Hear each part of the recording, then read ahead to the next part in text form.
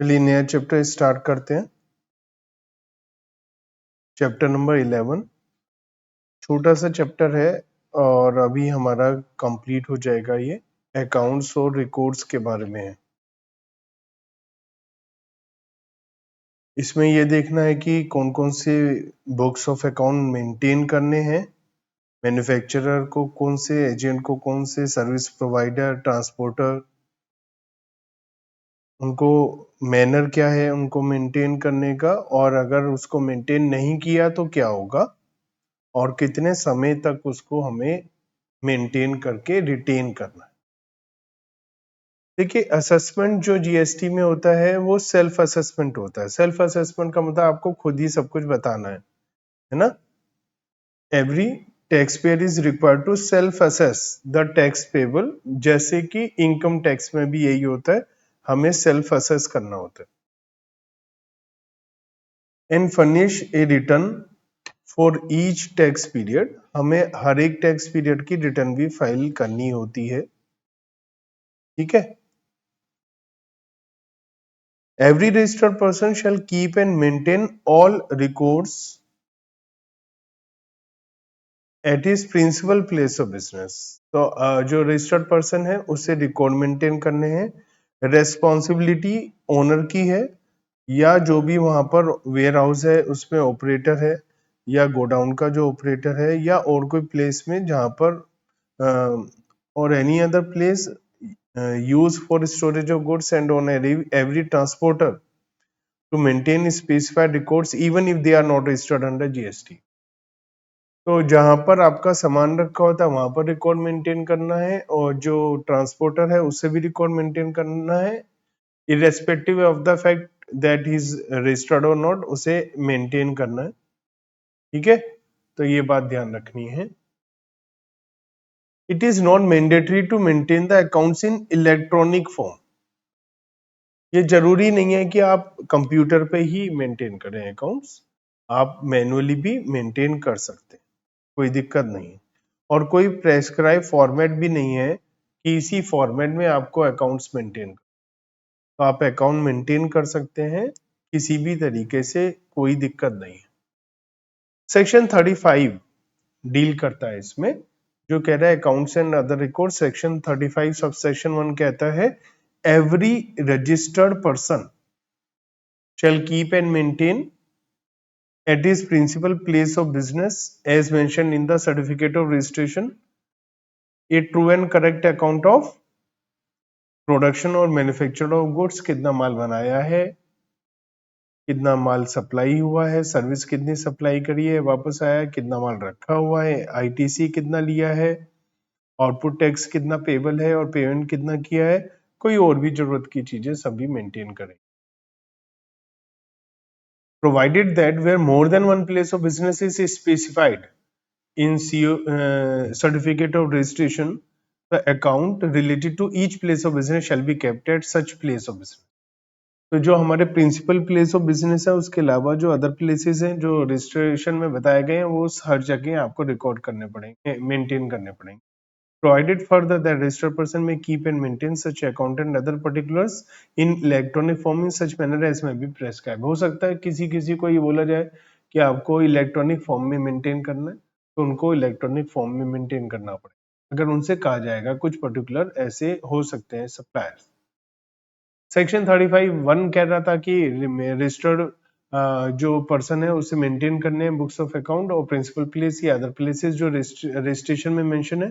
35(2) कहता है every owner और ऑपरेटर ऑफ वेयर हाउस और गोडाउन और any other place use for storage और ट्रांसपोर्टर उसे भी मेंटेन करने हैं, वेदर और नॉट वो रजिस्टर्ड है या नहीं। ठीक है।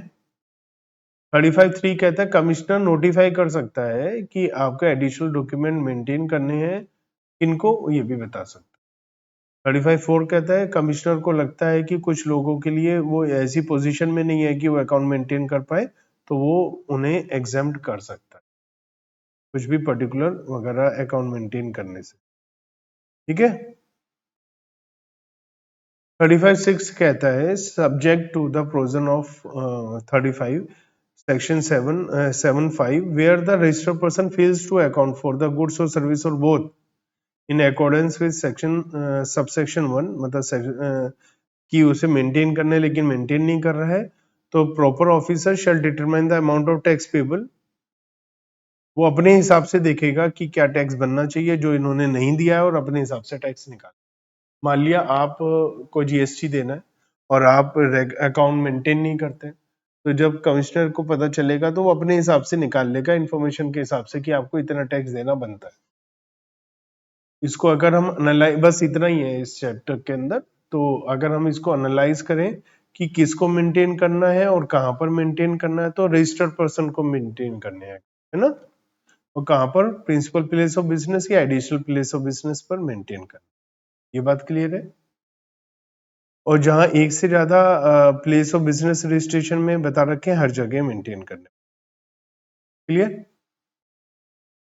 Additional records to be maintain by specified person, वो क्या है, रजिस्टर्ड पर्सन को मेन जो है उसके अलावा क्या करना पड़ता है, गुड्स सर्विस इंपोर्टेड एक्सपोर्ट, अगर आपने इंपोर्ट या एक्सपोर्ट किया तो उस सबका भी हिसाब रखना पड़ेगा। Supplies attracting payment of tax on reverse charge basis along with the relevant documents including invoice, bill of supply, delivery challan, credit note, debit note, receipt voucher, payment voucher, refund voucher, ये सबको maintain करना है अगर RCM के हिसाब से, reverse charge mechanism के हिसाब से होते। ठीक है। Separate account of advance received, paid and adjustment made thereto, वो भी सारा हिसाब बताएंगे आप। Particulars of name and complete address of supply from whom he has received the goods or service chargeable to tax। तो जो ITC ले रहा है, जैसे ये एज ए रेसिपिएंट किसी से जो भी सर्विसेज या गुड्स ये रेसिपिएंट के तौर पर ले रहा है, तो उन सब का भी डिटेल अपने पास में रखेंगे। Name complete address of person to whom he has supplied goods, उनका भी सारा डिटेल रखेंगे। मतलब जिससे खरीदा है उसका भी सारा डिटेल आएगा, जिसको बेचा है उसका भी सारा डिटेल मेंटेन करेंगे। Particular of the complete address of the premises where goods are stored by him and including goods stored during transit along with the particular of stock stored therein। तो जहां पर भी सामान रखा जाता है वहां का भी एड्रेस वगैरह सब मेंटेन करेंगे, कहां पर सामान रखते हैं। However, if any taxable goods are found to be stored at any other place than those declared without the cover of any valid document, proper officer shall determine the amount of tax payable on such goods as if is supplied by the registered person। तो मतलब अगर मान लिया आपका सामान कुछ ऐसा है जो आपने बताया नहीं या ऐसी जगह रखा है जहां पर आपने डिक्लेयर नहीं कर रखा, तो प्रॉपर ऑफिसर उस पर टैक्स निकालेगा। ठीक है, as if such goods have been supplied by registered person. किसी ने सप्लाई करा, ये मान लेंगे, मान लिया मेरा सामान है, मैंने बताया नहीं और मिला कहीं, तो इन्होंने कहा ये आपने बताया नहीं, यहाँ पर आपका सामान है, तो उन्होंने कहा हम मान रहे हैं सप्लाई है, भैया आउटपुट टैक्स लगा दो, मतलब सेल मान लेंगे मेरी और उस पर जीएसटी आउटपुट लगा देंगे। A supplier is required to maintain following records related to stock of goods, detail, tax detail, है ना। However, a supplier who has opted for composition scheme, उसे ये सब मेंटेन नहीं करना है, क्योंकि कंपोजिशन स्कीम तो हम लेते ही इसलिए हैं कि हमें ये सारी झंझट से मुक्ति मिले। तो स्टॉक ऑफ गुड्स इसका रिकॉर्ड मेंटेन करना है, टैक्स का डिटेल मेंटेन करना है। ठीक है। अच्छा, एजेंट है, उसे क्या क्या रिकॉर्ड मेंटेन करना है एजेंट को, तो एजेंट को particular of authorisation received by him from each principal to receive supply good service on behalf of such principal separately.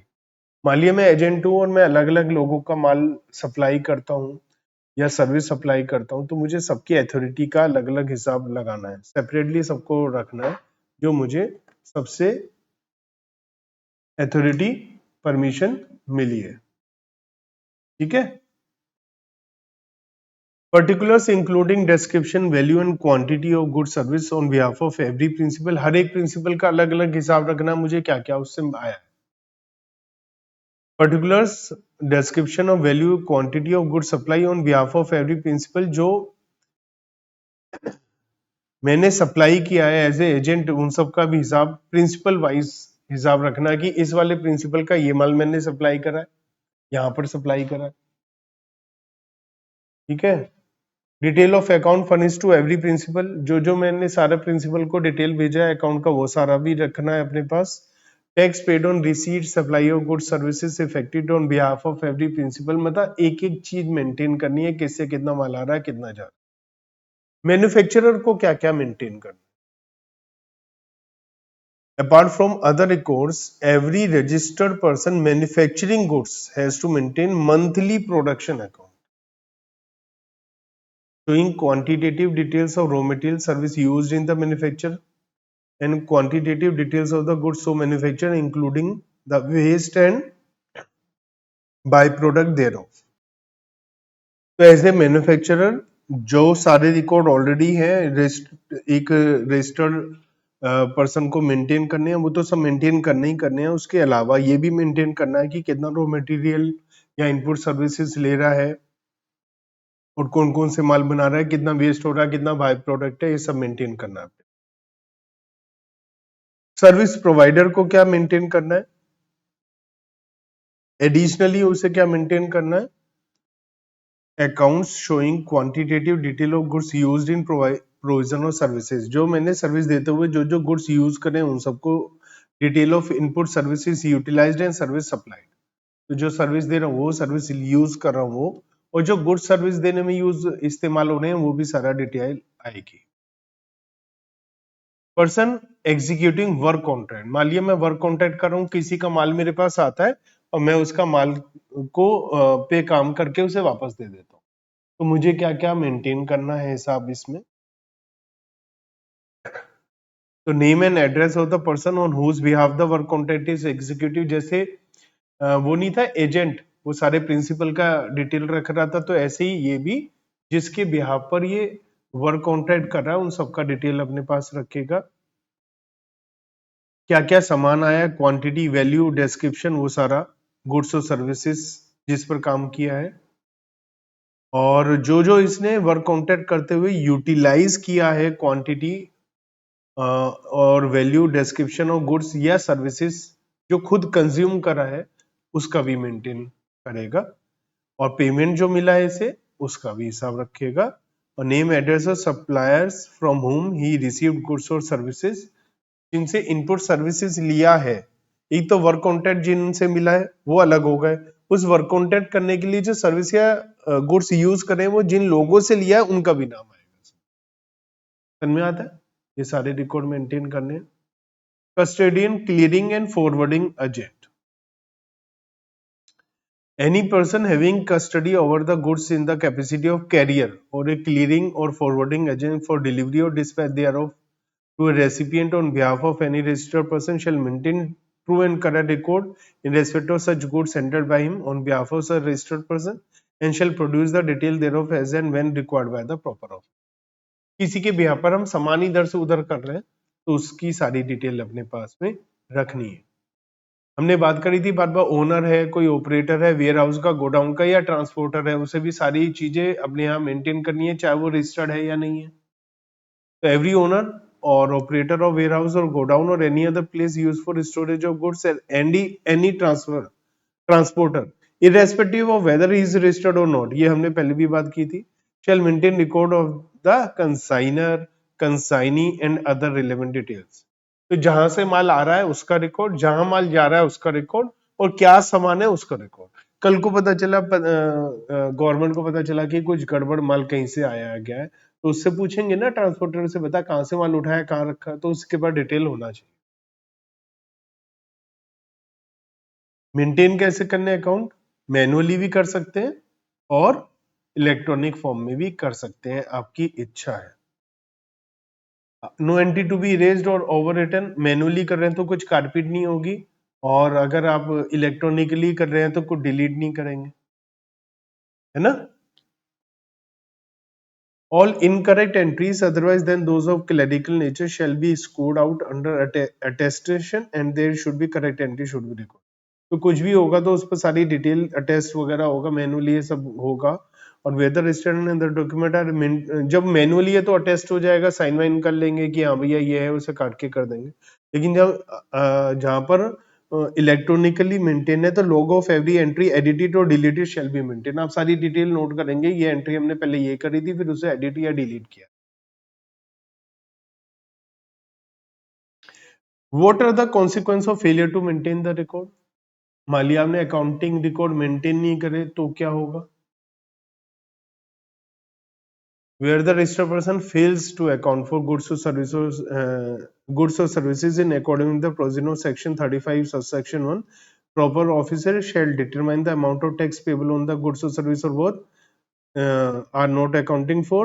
तो ये सब ऐसा करेगा जैसे इसने सप्लाई किया, मान लिया ऐसे पता चला 10 लाख का माल है, लिखा ही नहीं, तो ये मानेंगे सप्लाई करा और टैक्स लगा देंगे। ठीक है, कितने समय के लिए अकाउंटिंग मेंटेन करनी है, रिटेन करनी है? सेक्शन 36 कहता है 72 मंथ्स के लिए। Every registered person required to keep and maintain books of account और other records in accordance with section 35 1 shall retain them until the expiry of 72 months, मतलब 6 साल। तो 6 साल उसने from the date of furnishing of annual return for the year, मतलब 7 साल ही होगा। जो एनुअल रिटर्न जब फाइल करेंगे from the due date of furnishing of annual return से 6 साल और आगे maintain. However, a registered person who is a party to an appeal or revision or any other proceeding before any appellate authority or revisional authority or appellate tribunal or court, whether filed by him or by the commissioner who is under investigation, shall retain the books of account and other record pertaining to subject matter of such appeal or revision or proceeding for a period of 1 year after final disposal of such appeal or revision। मतलब मान लिया कोई case चल रहा है तो तब ये वाली 6 साल वाली बात लागू नहीं होगी, अप्लाई नहीं होगी। अब मान लिया केस चल रहा है, 8 साल से केस चल रहा है, तो केस जब तक चलेगा जब तक मेंटेन करना, और केस खत्म होने के बाद भी 1 साल और तक मेंटेन करना। ठीक है, या फिर वो जो मान लिया हमारा 6-7 साल से पहले ही खत्म हो गया ये, तो वहां तक तो मेंटेन करना ही है। मान लिया केस 2 साल में खत्म हो गया तो 6 साल तक मेंटेन करना है। केस 10 साल में खत्म हुआ तो 10 साल के भी 1 साल बाद तक मेंटेन। समझ में आती है? तो ये था हमारा चैप्टर। इस चैप्टर के अंदर हमारा था कि भाई कैसे कैसे अकाउंट मेंटेन करने हैं हमें। तो ये चैप्टर था, इसे अच्छे से कंप्लीट करिए। नेक्स्ट चैप्टर में आपके साथ आएंगे, है ना, और फिर उसे भी देखते हैं। ये छोटा सा चैप्टर था तो इसे थोड़ा ध्यान से करिएगा। कौन कौन से टाइप के रजिस्टर्ड पर्सन को क्या क्या मेंटेन करना है। जैसे वर्क कॉन्ट्रैक्टर है तो उसे क्या मेंटेन करना है, एजेंट को क्या मेंटेन करना है, ट्रांसपोर्टर को क्या मेंटेन करना है। थोड़ी बहुत बातें उसको ध्यान से आप याद रखें।